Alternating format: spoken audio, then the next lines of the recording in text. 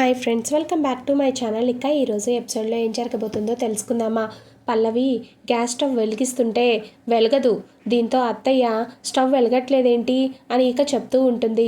Gas అయిపోయింది అంటూ అవని అయితే చెప్పడంతో అయ్యో ఇప్పుడు ఎలాగా, స్పేర్ సిలిండర్ ఉందా అని ఇక పల్లవి అడుగుతూ ఉంటుంది అవనిని. ఇక లేదు, కట్టెల పొయ్యి మీద వండు అంటూ ఇక అవని చెప్పడంతో ఇక పల్లవి ఒక్కసారిగా షాక్ అయిపోతూ ఉంటుంది. కట్టెల పొయ్యి మీద, దాని మీద చేయడం నాకు రాదు, మరి ఎలాగా, టైం అవుతుంది, నీకు వేరే ఆప్షన్ లేదు, నువ్వు కట్టెల పొయ్యి మీద వంట చేయడం తప్పదు అని కనడంతో ఇక వెంటనే పార్వతి రేయ్ కట్టెల పొయ్యి వెలిగించరా, బయట రాళ్ళు రెడీ చెయ్యి అని ఇక కమల్కైతే పురమాయిస్తుంటుంది పార్వతి.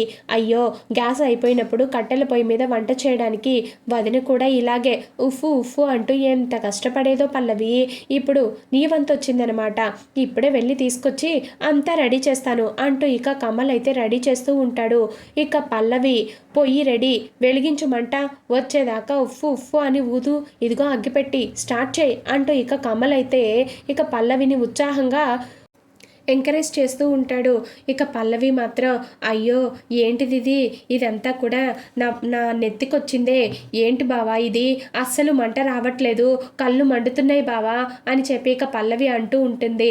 కళ్ళు మండుతున్నాయని వంట చేయకపోతే అందరి కడుపులు కాలుతాయి, ఊదు గట్టిగా ఊదు, పొగొస్తుంది కదా, ఆ తర్వాత మంట వస్తుంది, అంతే ఊదు ఊదు అంటూ ఇక కమల్ అయితే ఎంకరేజ్ చేస్తూ ఉంటాడు ఇక పల్లవిని.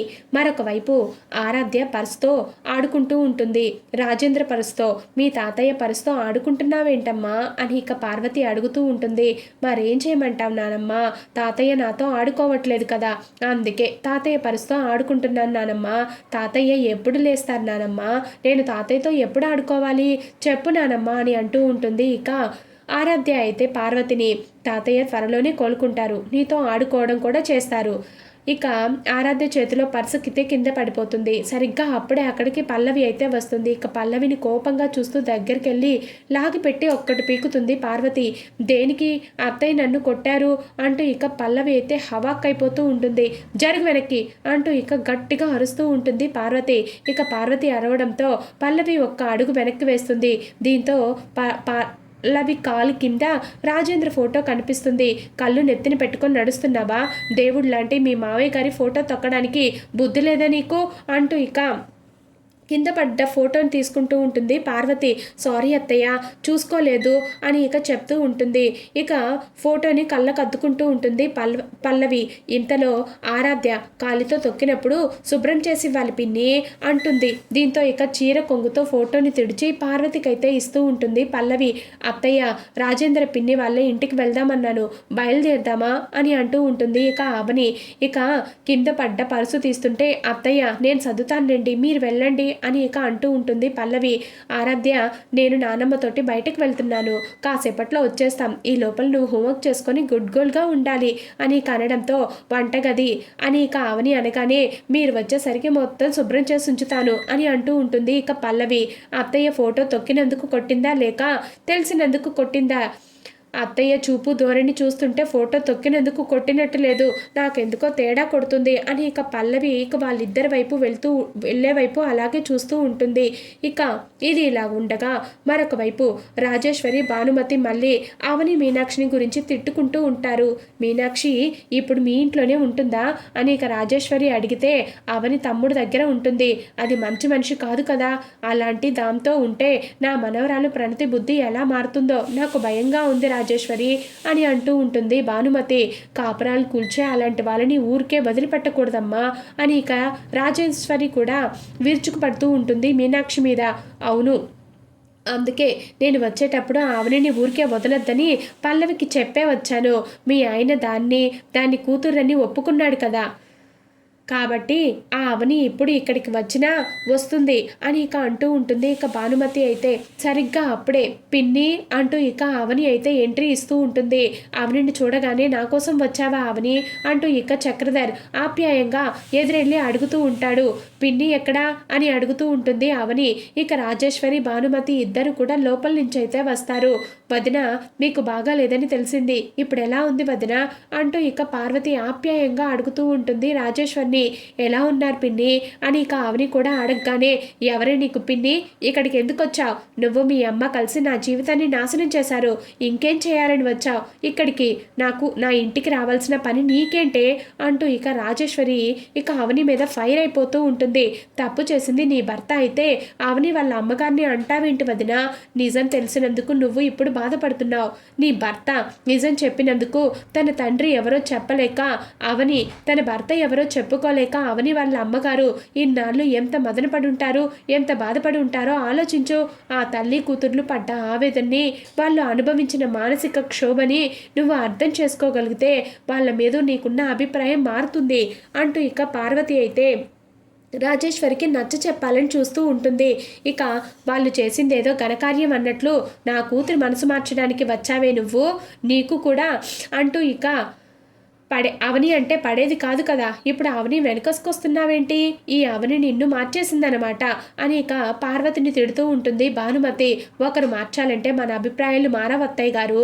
ఎదుటి వల్ల మంచితనాన్ని మానవత్వాన్ని అర్థం చేసుకుంటే వాళ్ళ మీద ఉన్న మన అభిప్రాయం మారిపోతుంది. నా పెద్ద కొడలు అవని ఎలాంటిదో నాకు ఇప్పుడు బాగా అర్థమైంది. మీరు కూడా అర్థం చేసుకోగలిగితే అవని గొప్పతనం ఏంటో మీకు కూడా అర్థమవుతుంది అత్తయ్య అని అంటూ ఉంటుంది పార్వతి. కాపురాలు కూర్చే వాళ్ళ గురించి అర్థం చేసుకోవాల్సిన అవసరం నాకు లేదులేవే అంటూ ఇక భానుమతి అయితే మూతి తిప్పుతూ అంటూ ఉంటుంది పార్వతితోటి. ఓహో, అత్త కొడలు ఇద్దరే కలిసి నా మీద దండయాత్రకు వచ్చారా? ఆయన ఒప్పుకున్నారు కాబట్టి నా ఆస్తి మీద కూడా మీకు హక్కు ఉందని అడగడానికి వచ్చారా అని చెప్పి ఇక రాజేశ్వరి అంటూ ఉంటుంది. మేము ఆస్తి గురించి ఆశపడే వాళ్ళం కాదు పిన్ని. చక్రధారి బాబాయే నా కన్న తండ్రి. తెలిసిన వెంటనే వచ్చుండేదాన్ని కదా. కానీ మా అమ్మ కానీ కోరుకునేది ఒక్కటే, మా అమ్మకి భర్త ఉన్నాడు, నాకు తండ్రి ఉన్నాడు అనే గుర్తింపు కోరుకున్నాం. ఆ గుర్తింపుని అందరికీ తెలిసేలా చెప్పమని ఆయన్ని అడిగాం తప్ప మిమ్మల్ని బాధ పెట్టాలనో మాకు ఇంకేదో కావాలనే ఆశతో కాదు. మాకు అలాంటి దురుద్దేశాలేవీ లేవు. స్వార్థాలు ఉండుంటే ఆయన ఆస్తిలో మీకు ఎంత హక్కుందో మాకు కూడా అంతే హక్కుందని మేము కూడా వచ్చి మీ ఇంట్లోనే ఉండే వాళ్ళం కదా పిన్ని. అలా చేయలేదంటే మీరు అనుకునే లాంటి వాళ్ళం కాదని మీకు అర్థం కావట్లేదా? మా స్థానంలో మరొకరు ఎవరైనా ఉండుంటే ఆయన అందరి ముందు నిజం ఒప్పుకున్న తర్వాత ఆయన భర్తగా మీకున్న అర్హత నాకు కూడా మా అమ్మ ఆ రోజే అడిగేది. మీ కూతురు పల్లవి లాగానే మేము కూడా ఆయన పిల్లలమే కాబట్టి పల్లవితో సమానంగా కూడా మాకు కూడా అదే హక్కు హోదా కావాలి అని నేను నా తమ్ముడు ఇద్దరం కూడా అడిగేవాళ్ళం కదా. మేము ఏ గుర్తింపు అయితే కోరుకున్నామో అదే మాకు వచ్చింది కాబట్టి అంతకు మించి మేమేమీ ఆశించట్లేదు. దయచేసి మమ్మల్ని అర్థం చేసుకో పిన్ని అని చెప్పి ఇక అవని అంటూ ఉంటే, మీ ఆస్తిపాస్తుల్లో నాకు ఒక్క రూపాయి కూడా అవసరం లేదు. నేను నా తమ్ముడు అసలు ఆశించే వాళ్ళమే కాదు అని చెప్పి ఇక చెప్తూ ఉంటుంది. జరిగిన దాంట్లో మా తప్పు ఏమీ లేదు. తప్పు చేసింది ఆయన. మీరు అర్థం చేసుకోవడానికి ప్రయత్నించండి. ఇంతకు మించి నేనేమీ చెప్పదలుచుకోలేదు. మీ ఆరోగ్యం జాగ్రత్త పిన్ని అంటూ ఇక అవని అయితే బయటకు వెళ్తుంది. వదిన ఇలారా కూర్చో అని చెప్పి ఇక అవని చెప్పింది నిజం వదిన. ఆవేశపడకుండా ప్రశాంతంగా ఆలోచించు. వాళ్ళ నిజాయితీ, నిబద్ధత, సంస్కారం ఏంటో నీకే అర్థమవుతుంది అంటూ ఇక నెమ్మదిగా చెప్తూ ఉంటుంది పార్వతి. మరొక వైపు పనులన్నీ చేసి కూర్చున్న పల్లవిని చూసి ఒక్కసారి టెస్ట్ చేద్దాం పల్లవి, నాకు జ్యూస్ కావాలని చెప్పి ఇక శ్రేయ అయితే అడుగుతూ ఉంటుంది. సరే తీసుకొస్తాను లేవగానే పల్లవి అని మళ్ళీ ఇక పిలుస్తూ ఉంటుంది శ్రేయ. జ్యూస్తో పాటు ఇంకేమైనా కావాలా అని అడిగితే, నువ్వు ఇలా మారిపోతావని నేను అస్సలు అనుకోలేదు. సడన్గా ఏంటి నీలో ఇంత మార్పు? ఇప్పుడు నేను నీకు ఏ పని చెప్పినా కూడా నో అనకుండా అలాగే అంటూ సైలెంట్గా వెళ్తున్నావు. నీలో ఇంత మార్పు రావడానికి కారణం ఏంటి అని చెప్పి ఇక శ్రేయ అడుగుతూ ఉంటుంది పల్లవిని. నువ్వు అడగడానికి నేను చెప్పలేకపోవడానికి ఇందులో పెద్ద సీక్రెట్ ఏముంది? అవని ఎవరో తెలిసిన తర్వాత కూడా నేను తన మీద అందరి మీద కోపం చూపించడం కరెక్ట్ కాదనిపించింది, అంతే, ఇంకేం లేదని చెప్పి ఇక పల్లవి వెళ్ళిపోతుంది. నువ్వు చెప్పేది కరెక్టే కాదని నీ మొహం చూస్తేనే అర్థమవుతుంది. నీ మార్పుకి ఇంకేదో కారణం ఉంది, అదేంటో తెలుసుకోవాలి అని చెప్పి ఇక శ్రేయ అడుగుతూ ఉంటుంది. ఇక ఇది ఇలా ఉండగా ఇక అవని దగ్గరకు వచ్చి చక్రధర్ మాట్లాడుతూ ఉంటాడు. అమ్మ అవని, నీతో మాట్లాడాలన్నా పల్లవి చేసిన తప్పుల్ని క్షమించమని, తన గురించి ఎవరికీ చెప్పొద్దని నిన్ను నేను చాలా రిక్వెస్ట్ చేశాను. అయినా కూడా నా మాట వినకుండా వెళ్ళిపోయావు. పల్లవికి ఏం జరుగుతుందో, మీ వాళ్ళు పల్లవిని ఏం చేస్తారోనని చాలా భయపడ్డాను. నువ్వు నా మాట విన్నావనుకున్నాను. కానీ నా మాట గౌరవించి నువ్వు పల్లవి గురించి ఎవరికి చెప్పకపోవడం చాలా గొప్ప విషయం అమ్మా. థ్యాంక్స్ అమ్మా అవని. థ్యాంక్ యూ సో మచ్ అంటూ ఇక చక్రధర్ చెప్తూ ఉంటాడు. ఇక చక్రధర్ చెప్పడం వల్లే నేను పల్లవి గురించి ఎవరికి చెప్పలేదని అనుకుంటున్నారు. అలా అనుకోవడం కూడా ఒకందుకు మంచిదేలే. నేను అత్తయ్య ఆపడం వల్ల ఆగిపోవాల్సి వచ్చిందని తెలిస్తే ఈ చక్రధర్ కానీ ఆ పల్లవి కానీ నా మాట అస్సలు లెక్క చేయరు. నేను వీళ్ళని ఇలాగే అనుకోనిస్తాను నన్ను అని ఇక అవని అయితే తనలో తాను అనుకుంటూ ఉంటుంది. వీళ్ళు ఇలా అనుకోవడం కూడా ఒకందుకు మంచిదే.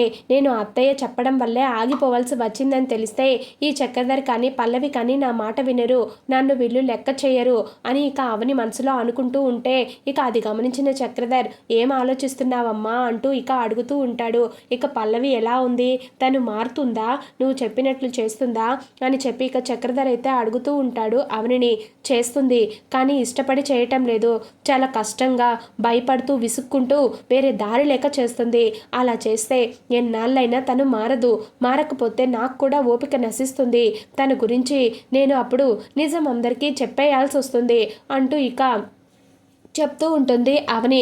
అమ్మ అవని, తొందరపడి అలాంటి నిర్ణయం తీసుకోవద్దమ్మా. నువ్వు అన్నట్లుగా పల్లవి మారేలాగా పల్లవికి నేను చెప్తాను, తనకి అర్థమయ్యేలాగా నేను చెప్తాను, నేను తనతో మాట్లాడతాను అని అంటూ ఉంటాడు చక్రధర్. ఇంతలో పల్లవి అయితే చక్రధర్కి ఫోన్ చేస్తూ ఉంటుంది. ఇక అది చూసిన పల్లవి, చెప్పు పల్లవి అని ఇక అంటూ ఉంటాడు చక్రధర్. ఏంటి చెప్పేది? నువ్వేమో ఆ అవనికి నిజం చెప్పి చచ్చావు, ఇక్కడ నన్ను పనిదానికన్నా నీచంగా చూస్తున్నారు, చెయ్యకూడని చాకరీ పనులని నా చేతే చేయిస్తున్నారు, సూదులతో గుచ్చినట్లు కాదు డాడ్, ఒక్కొక్కరు కత్తులతో పొడిచినట్లుగా చూస్తున్నారు నన్ను. ఆ అవని టార్చర్ భరించడం నా వల్ల కాదు అని ఇక అంటూ ఉంటుంది. ఇక పల్లవి అయితే అవని ఇక్కడే నా పక్కనే ఉంది అని చెప్పి ఇక చక్రధర్ అనగానే అది మన ఇంటికి ఎందుకు వచ్చింది, అక్కడేం పని దానికి అంటూ ఇక పల్లవి అయితే ఫైర్ అయిపోతూ ఉంటుంది. ఇక అవని తర్వాత అమ్మ అవన్నీ నేను నీకు తర్వాత చెప్తానులే, ముందు నేను చెప్పేది విను అని ఇక అంటూ ఉంటాడు చక్రధర్. ఏంటి నువ్వు చెప్పేది? అది ఇప్పుడు నీ కూతురని తెలిసింది కాబట్టి మీరందరూ కలిసిపోయారు కాబట్టి అది చెప్పేటట్లు నన్ను వినమంటావా? నెవర్, అది చెప్పేది కాదు, నువ్వు చెప్పేది కూడా వినను. అసలు ముందు అది మన ఇంటికి ఎందుకు వచ్చిందో చెప్పు అంటూ ఇక పల్లవి అయితే తెగ ఫైర్ అయిపోతూ ఉంటుంది. ఇది ఫ్రెండ్స్ ఈరోజు ఎపిసోడ్. నచ్చితే ఖచ్చితంగా లైక్ చేసి సబ్స్క్రైబ్ చేసుకోవడం మాత్రం మర్చిపోవద్దు. అలాగే మీకు ఎలా అనిపించిందో ఖచ్చితంగా కామెంట్ రూపంలో తెలియచేయండి.